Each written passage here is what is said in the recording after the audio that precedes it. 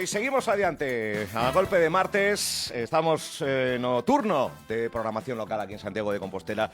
Imos a falar de asuntos que teñen que ver co día a día de Santiago, pero tamén de Galicia. Por qué? Porque a nosa convidada a esta hora é Paula Prado, a secretaria xeral do PPDG. Benvida, Paula, que tal? Hola, moitas gracias. Moi bons días. Bos días. Hai ambiente de festas en Santiago de Compostela, empezan hoxe as festas da Ascensión. Notou algo así especial? Bueno, non, onte pola tarde que salín, cando salín de traballar e andiven un pouco pola rúa, empezou a chover tanto que parou e dixen, madre mía, a ver se non chove para as festas, pero sobre todo se non chove na Ascensión, porque xa sabemos lo ditos picheleiros, non? Si chove na Ascensión, 40 días de chuvia son. Un bueno, sí e un non. Esperemos que non chove. Agardemos que non. Bueno, falaremos de un montón de asuntos, pero aproveitando que temos aquí imos a falar por distintos asuntos que nos levan un pouco fora das nosas fronteiras, do día a día da programación local que temos. Temos que facer parada en Lugo. Houve un cambio, unha moción de censura, houve moitos titulares, houve moitas declaracións, houve un cambio de alcaldía democrático. Bueno, pois que nestes días incluso se fala do cambio de escudo nas redes sociais da Concello de Lugo. Moción en Lugo, que debemos aclarar? Que debemos dicir deste asunto?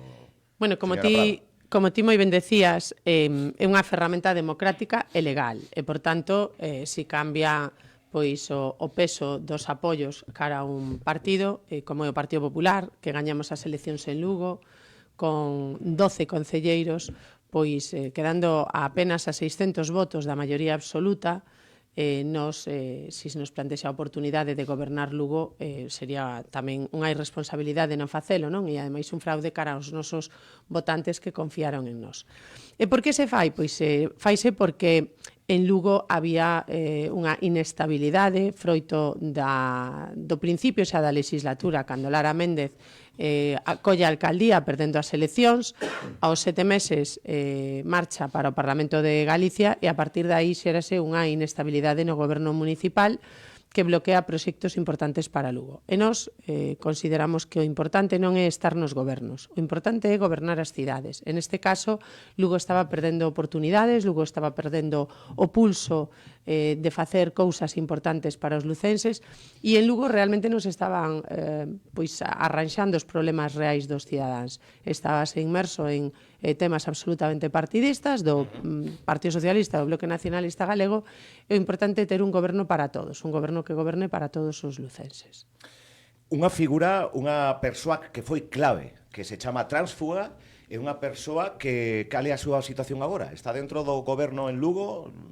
Bueno, realmente é unha persoa que foi casi que expulsada do Partido Socialista porque cando ela entra no Concello de Lugo como concelleira, pois pechanlle todas as portas ao Partido Socialista, non deixándolle exercer a súa labor como concelleira de goberno. Eu diría que incluso xa casi con un tic machista, porque o concelleiro que a precedeu era un home, tiña unha dedicación dunha cantidad X, cando ela entra, dinlle que van a pagarlle solo o 70% desa dedicación e o que o resto, o 30% restante iba a incrementar o salario dos outros concelleiros. Bueno, creo que xa é unha moi mala forma de comenzar e de recibir a unha compañeira, non? E a partir de aí intentan que firme facturas que non teñen pois a aprobación da intervención e da secretaría, unha serie de cousas que ela pois dixo que por aí non podía pasar, que lle gusta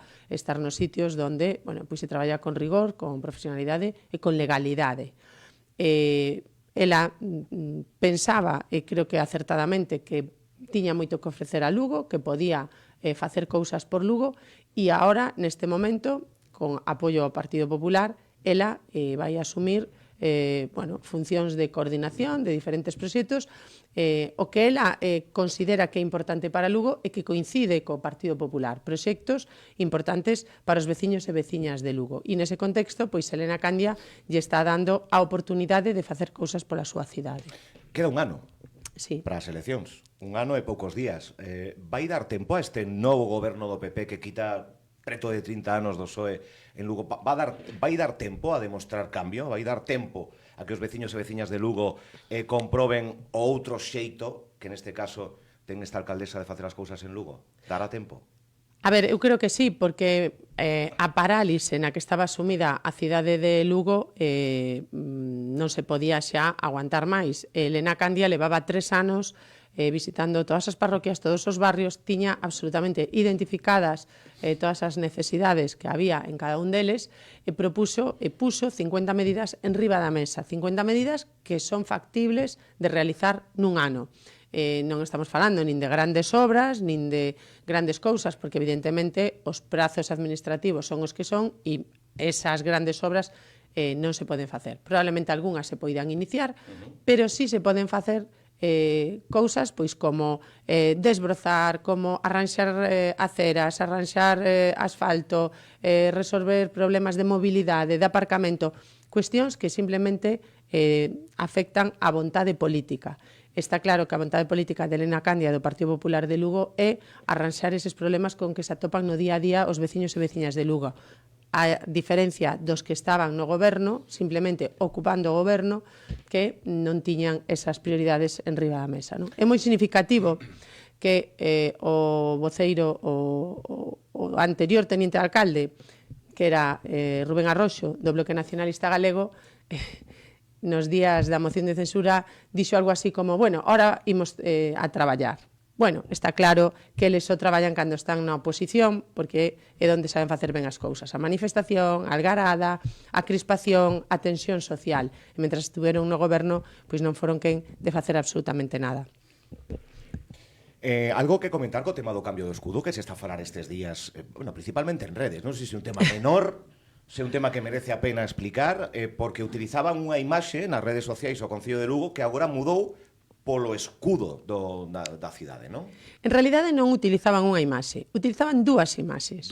Era muralla, unha especie de... Sí, unha en vermello nas concellerías do Partido Socialista e outra en azul nas concellerías do Bloque Nacionalista Galego. Vale. Do que se trata é de que todos os lucenses se sintan identificados co Concello e que mellor que o escudo do Concello. E, por tanto, eu creo que ese é unha mensaxe de unidade, unha mensaxe de que o Concello é de todos, de que non hai unha parte do Concello que é do PSOE e outra parte do Concello que é do Bloque, sino que todos os lucenses se sintan representados dende as redes sociais ata os actos institucionais máis importantes. Houbo titulares de en Lugo sí, porque en Santiago non. Claro, houbo algúns momentos desta legislatura, pois eso, instantes nos que se falou de moción de censura, nos que houbo incluso proposicións de arroupar algunha candidatura por parte de Borja Verea, ao final houbo retractación dos mesmos. Pasou en Lugo, non pasou en Santiago de Compostela, porque os protagonistas son outros, as circunstancias son outras, entendo. Sí, a ver, igual que dixen antes que Elena Candia tiña moi traballada a rúa e as necesidades dos veciños de Lugo, digo exactamente o mesmo para Borja Verea. Borja Verea está facendo un magnífico traballo aquí en Santiago, con visitas aos barrios, con visitas ás parroquias, sabe perfectamente as necesidades que teñen os veciños e veciñas de Santiago. En un momento determinado, onde o Partido Socialista se rompe en Santiago, hai 4 concelleiros que se marchan do grupo socialista, se plantea a posibilidade de darlle unha oportunidade á cidade, unha oportunidade cun goberno diferente ao que temos en Santiago, que todos sabemos a que se dedica, pois igual que o de Lugo, a facer cuestións absolutamente partidistas e non a resolver os problemas reais dos cidadáns. Solo hai que ir ao Concello para pedir un papel de calquer cousa, dende unha ocupación de vía pública que pode tardar un ano ou 2 anos, ata unha licencia de primeira ocupación ou mover calquer papel no Concello de Santiago é absolutamente imposible. E despois xa, non digamos, pois como está cheo de fochancas, de baches, sucio, e todo eso, pois había unha oportunidade de cambialo. E Borja Verea, falando co grupo das non adscritas, chámanse non adscritas, 3 concelleiras e un concelleiro, doulle a posibilidade de cambiar o goberno. E incluso propuso con absoluta xenerosidade que Mercedes Rosón fose a alcaldesa da cidade. E non quixeron. Por tanto, eu creo que a mesma responsabilidade que digo que tivemos en Lugo, tivémola en Santiago e nos asumímola, incluso poñendo pois o goberno da cidade por riba de intereses partidistas, non querendo Borja Verea o sillón, senón mudar un goberno desastroso para Santiago. Bueno, non pudo ser porque nin Mercedes Rosón nin o grupo pois parece que aceptaron esa posibilidade e, por tanto, seguimos pois cun goberno absolutamente desastroso que ten pois ao Bloque Nacionalista Galego gobernando con 6 concelleiros de 25 cando o Partido Popular e Borja Verea gañaron as eleccións en Santiago. Xa que estamos por Santiago, vostede dixo en sede parlamentaria cando sexa alcalde Borja Verea que para ser alcalde que ser candidato. Algún xa apuramos a dicir que será o candidato. Sou o seu nome como posible candidata, bueno, nese baile de suposicións. Borja Verea vai ser o candidato a Santiago de Compostela polo Partido Popular. Hai que esperar a que os órganos do partido o confirmen, pero tamén quero decir que hai a quen lle gusta moito enredar co meu nome polo medio para intentar desestabilizar a Borja Verea e o Partido Popular de Santiago. Foi un enredo, entón. Bueno, eu creo que sí, tamén sabemos de onde viña e, por tanto, eu creo que a cidadanía en Santiago pode estar tranquila porque, insisto, Borja Verea será o mellor alcalde que Santiago poida ter en moitos anos. E, por tanto, estou convencida de que tanto Borja como todo o seu equipo van a ser capaces de ofrecer pois un proxecto de cidade para Santiago, un proxecto importante porque Borja Verea ten na súa cabeza un modelo de cidade que non teñen os outros partidos que están agora mesmo nin gobernando nin na oposición. A Xunta de Galicia anunciou 3.600 vivendas nun barrio Maiou, falase de expropiacións, hai veciños que non están moi de acordo con esas taxas que se estén a evaluar, dentro da Xunta se dixo isto é estimatorio, imos a falar as cousas, unha solución a un problema mayúsculo que vive toda España, tamén Santiago, 3.600 vivendas, no barrio de Maiou. Como está esta situación? Estáse xa a falar cos veciños e veciñas dese entendemento da expropiación? Bueno, é verdade que o problema da vivenda é un problema que traspasa Santiago, Galicia e incluso eu atreveríame a decir que España, non? En España temos un problema moi grave ca lei de vivenda que non permite poñer vivendas no mercado porque non hai seguridade xurídica para que os propietarios poñan as súas vivendas en aluguer. Hai moitísimas vivendas vacías por medo á ocupación, á inquiocupación, e, por tanto, nós, o Partido Popular, somos absolutamente responsables e presentamos unha nova lei de vivenda no Congreso dos Deputados, que, bueno, non saiu adelante, pero non porque nós non quixéramos, non? Os partidos da esquerda terán que explicarlle á xente por que non queren unha lei de vivenda que facilite que haxa máis vivenda no mercado. Dito isto, en Galicia facemos o que podemos para poñer no mercado máis vivenda e, sobre todo, vivenda pública. O presidente Rueda presentouse ás eleccións do ano 24 cun compromiso electoral que era poñer 4.000 vivendas públicas no mercado e xa pasar a 8.000. En ese contexto, pois está empezando proxectos en todas as cidades que poñen suelo a disposición da Xunta de Galicia para construir esas vivendas. En ese marco, en Santiago, na zona de Maiou, a Xunta vai investir 600 millóns de euros e estamos falando de en torno a 8.000 veciños nese novo entorno. Respecto ao tema das expropiacións, eu creo que, bueno, estamos nunha fase moi embrionaria, a Xunta pois é responsable e é seria e, lóxicamente, pois as persoas que teñen un terreno nesa zona pois terán o precio que corresponde con ese terreno. Eu entendo que cando ti tes un terreno, pois sempre as propiedades sempre teñen un valor, non? Se está en zona rústica, ti non podes pretender que teña o valor de estar en zona urbana. En ese sentido, eu creo que todos temos que ser tamén un pouco realistas e responsables cos prezos. En este caso, ninguén vai a recibir un prezo que non corresponda e, por tanto, eu daríalle a Xunta ese marxe de ver cal é realmente no proceso os prezos razonables que hai que pagarlle os terrenos. Pero, insisto, o importante é que se está iniciando proxectos para facer vivendas públicas en Santiago. Aquí no Castiñeiriño xa é tamén unha realidade. A Xunta está construindo vivendas. A pesar da oposición que está sempre dicindo que non facemos nada, que non hai ningunha sola vivenda levamos ahora mesmo 2 anos de goberno na Xunta dende as eleccións do 24.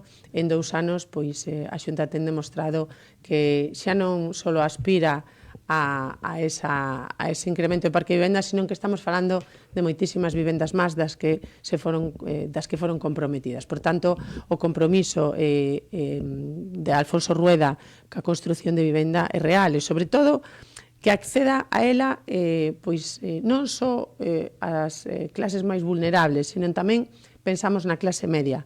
No último debate de Estado de Autonomía incrementouse a renta das persoas que podan acceder a esa vivenda. Por que? Porque hai unha renta media de familias que non teñen unha renta o suficientemente baixa para acceder a axudas, pero tampouco o suficientemente alta como para comprar unha vivenda nos prezos do mercado. E, por tanto, temos que pensar tamén nesa clase media que queda sempre como un pouco huérfana de políticas públicas. En ese contexto, neste debate de autonomía foi a gran proposta do presidente Rueda de alcanzar tamén a esas familias de clase media para que podan acceder a unha vivenda en condicións. É unha das maiores preocupacións do presidente, sí, a vivenda. Sí, a ver, tamén é o problema máis grande que temos ahora mismo e que sale sempre en todas as enquisas, en todos os sitios, pois falas ca xente, vas pola rúa e a xente ten unha preocupación real pola vivenda. E o presidente Rueda está conectado ca rúa, está conectado cos problemas reais dos galegos e galegas e, por tanto, con esa conexión, el fai propostas para resolver eses problemas. E a vivenda, efectivamente, é unha preocupación importante do Goberno da Xunta e do presidente Rueda e non só é unha preocupación, tamén é unha ocupación. O emprego, a industria, ter unha Galicia viva, enriquecedora, con oportunidades de traballo, pero tamén unha das últimas intervencións que habín a vostede falaba das baixas laborais, de como evitar o asentismo, de como de buscar esas medidas, porque a verdade é que fales con quen fales, dende un pequeno empresario ata un autónomo, ata grandes empresas, este é unha problemática tamén mayúscula que non vai a menos.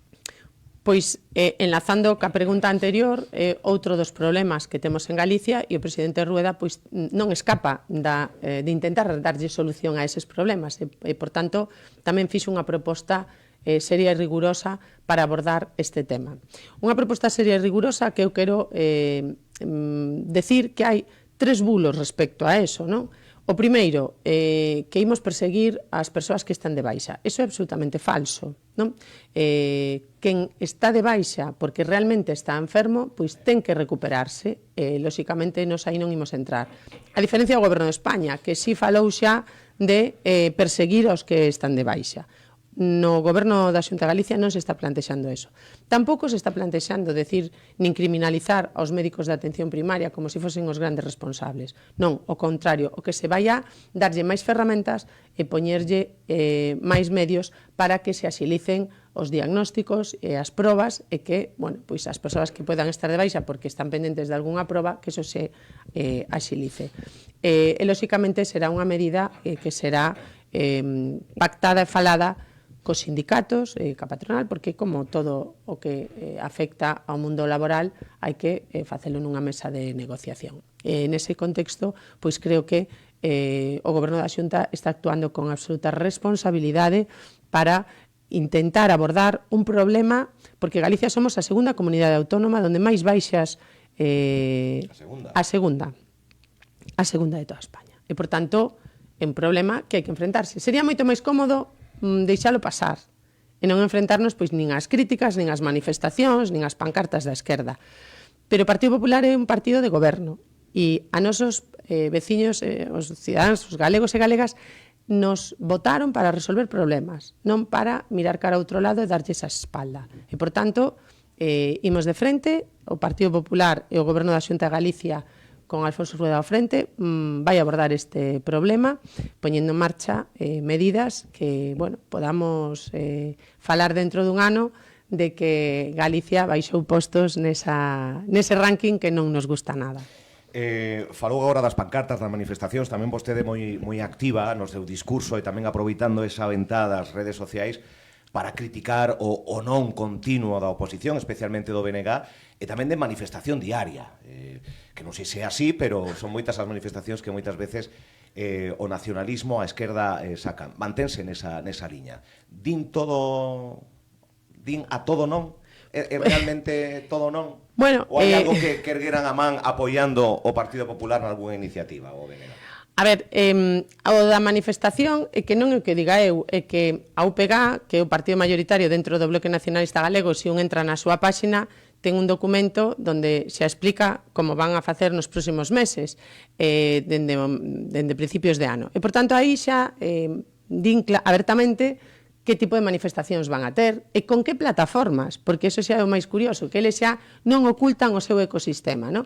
Pois imos facer manifestacións pola sanidade, a través da plataforma Só Sanidade Pública. Imos facer manifestacións contra a Altri, a través da plataforma Ulloa Viva non sei que. Quero dicir que eles non ocultan, e nós pois temos a obriga de explicarlle a xente que o Bloque Nacionalista Galego non ten un proxecto de futuro para Galicia. O seu proxecto é non a industria, non a enerxía verde, porque están en contra dos eólicos, están en contra da enerxía renovable e, por tanto, bueno, pois se non temos enerxía renovable, as empresas e a industria non compiten en igualdade de condicións de productividade con respecto a outras industrias de outras comunidades autónomas. E, por tanto, eso pode xerar que haxa industrias que non veñan a Galicia. Entón, se ti non queres industria, non queres enerxías renovables, estás en contra absolutamente de todo, ao final, eu digo que, xa o dixen algunha vez, eu vou non repetir aquí, o Bloque Nacionalista Galego quere que volvamos ao taparrabos, e quere esa Galicia profunda da que a veces nos acusan, e parece que o BNG pois, está nese discurso.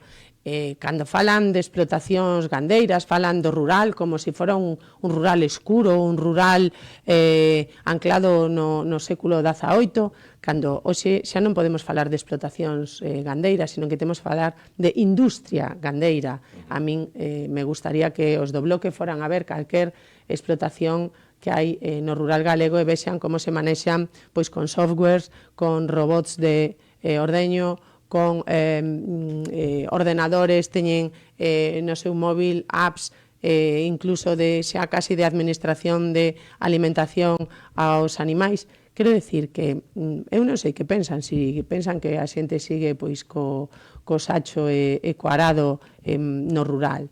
Por eso digo que o Bloque Nacionalista Galego venlle moi ben tamén viaxar e ver que hai outro mundo, como lle pasou a Ana Pontón, que foi a Brasil hai pouco, e bueno, parece que ali vendeu un pouco a industria galega, non? E os beneficios. A min, bueno, pois prefiro que fale ben de Galicia, pero, hombre, fala ben de Galicia fora, pero en Galicia tamén apoia un pouco os proxectos que permiten que Galicia avance, que Galicia teña futuro, que Galicia teña emprego, que Galicia teña actividade económica e que Galicia sexamos unha comunidade punteira. Nese sentido, bueno, pois eu non é que teña unha manifestación o día, que hai días que teñen ata dúas. Entón, bueno, pois nada, sacan aí a todos os liberais sindicais, sempre son os mesmos, só hai que ver as fotos para ver que sempre están os mesmos nas manifestacións. Preocúpalle que moitas desas, ou algunhas desas manifestacións rematen nas portas da sede do Partido Popular en Santiago de Compostela? Aquí en tema jocoso, Borja Vería dixo, vou teño que poñer unha cantina, porque preocúpalle que moitos asuntos rematen as portas da sede do seu partido en Compostela? A min o que me preocupa é que haxa partidos que din que son democráticos, pero teñen actitudes absolutamente antidemocráticas. Porque ir a unha sede dun partido ou a pintala ou a arrancarlle pois unha pancarta que teñan aí ou a berrar contra traballadores e traballadoras da sede, que son traballadores, que realmente non son políticos, pois a min preocúpame, porque iso é o que pasa en países onde non hai democracia e onde imperan as dictaduras que intentan calar aos outros partidos para que non se escoite a súa voz e que parezca que todos pensamos igual. E non todos pensamos igual. E, por tanto, eu nunca lle pediría a ningún militante do Partido Popular que fose a facer unha manifestación diante da sede nin do Bloque Nacionalista Galego nin do Partido Socialista. E, por tanto, bueno, pois eles que tanto apelan á democracia e sacan o comodín de Franco e demais, bueno, pois a verdade é que eles actúan un pouco como esas épocas oscuras de España que todos queremos deixar atrás, pero parece que eles non. Un par de temas, que vamos esgotando o tempo. Señora Prado, preocúpalle a vostede, o equipo de goberno, o presidente, para min Galicia late en Santiago, porque é a capital. Permítame esa reflexión. A perda do pulso turístico, económico, de comercio, o apagamento que algúns ven e vemos que Santiago de Compostela está ocurrindo, e xa tamén se quere facer un balance saindo de Santiago de Compostela do turismo, que sigue movendo boa parte da economía galega. Hai preocupación polos datos que ofrece Santiago, aínda que no conxunto as cifras son boas, aquí o dixo outro día o responsable de turismo de Galicia? Bueno, non é bo que baixen as cifras de turismo en Santiago, que, como ti ben sabes, Santiago é o terceiro centro de peregrinación do mundo, xunto con Roma e Xerusalén. E, por tanto, somos ou deberíamos de ser unha cidade acolledora, unha cidade referente a nivel de turismo internacional. Pero, desgraciadamente, levamos 3 anos de goberno nacionalista que ten instalada pois unha ideoloxía de turismofobia absolutamente intolerable. Vemos como pois manifestacións de todo tipo dos membros de goberno, dende a alcaldesa ata concelleiros, pasando por militantes, por Galiza Nova, con campañas tipo Racha o Xacobeo. De feito, hai algunha foto por aí dunha diputada do BNG cun cartel de Racha o Xacobeo. Por tanto, eu creo que todo eso, pois ao final ten consecuencias. Esas consecuencias estámolas a ver agora. As consecuencias non suelen ser inmediatas. Lóxicamente, 3 anos de turismofobia, cando ti pos unha tasa turística, cando ti vas en contra dos pisos turísticos que os utilizan moitísimas familias para viaxar. Cando unha familia viaxa, pois moitas veces se plantexa ir a un piso turístico, un apartamento turístico, porque os hotéis non teñen o mellor habitacións familiares para ter a toda a familia. Quero dicir que tamén hai un turismo para os pisos turísticos e creo que hai que ter unha oferta suficientemente amplia para non perxudicar nin as plazas hoteleiras e que tamén haxa esa oferta para atraer outro tipo de visitantes. En ese contexto, pois o BNG bombardeou todas as opcións de turismo para Santiago. E agora, pois estamos vendo as consecuencias. Si eles creen que non, que o problema é que o aeroporto pecha ahora 1 mes e medio por obras, non, porque en Semana Santa o aeroporto estaba aberto e as cifras de visitantes de Semana Santa en Santiago foron absolutamente desoladoras para unha cidade como Santiago. E iso só conseguiu o boicot que está facendo dende dentro o grupo de goberno do Bloque Nacionalista Galego na cidade de Santiago. Lembrou aquí o responsable de Turismo de Galicia, o señor Merelles, que o último dato positivo de pernotacións e de chegada de turistas a Compostela coincidiu co Son do Camiño. Bueno, o Son do Camiño que é unha actividade programada pola Xunta de Galicia. Lóxicamente, hai moitas actividades que se fan nas diferentes cidades de Galicia que están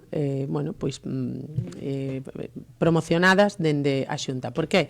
Porque o goberno da Xunta de Galicia o que quere é visitantes. Queremos un turismo ordenado, lóxicamente, pero nos temos que ter os brazos abertos para todas as persoas que nos visiten. Porque, mire, a economía do turismo non é só os hotéis, non é só a restauración, nin as tendas de recordos. Porque todos recordamos na pandemia, cando pechou a actividade turística, que todos os sectores viron resentida a súa actividade económica. Dende as zapaterías ata os tendas de roupa, pasando polos comercios de tecnoloxías, etc. Porque, ao final, pois o que ten un hotel en Santiago tamén compra zapatos en Santiago e tamén compra roupa. E o que ten un restaurante, pois tamén compra tecnoloxía e tamén compra outras cousas, muebles ou o que sea. Entón, ao final, resíntese toda a economía dunha cidade. E iso é o que creo que non ve o Bloque Nacionalista Galego instalado na súa política de turismofobia. Por tanto, creo que é moi diferente a política que está facendo a Xunta de Galicia de acollemento e unha Galicia amable cos que nos visitan, a diferencia dos que sempre están enfurruñados e non queren visitantes de fora porque parece que lles molestan. Pois, home, a ver de que imos vivir, non? Tiña máis temas, pero o tempo esgotouse. Ten Paula Prado, evidentemente, maior axenda que vir hoxe aquí. Agradecemoslle a secretaria xeral do PPDG que viñera, e así pues, deixamos estes temas para invitala novamente e para poder abordalos. Graciñas e boas festas da Ascensión. Moitas gracias, Álvaro, e tamén para vos, boas festas.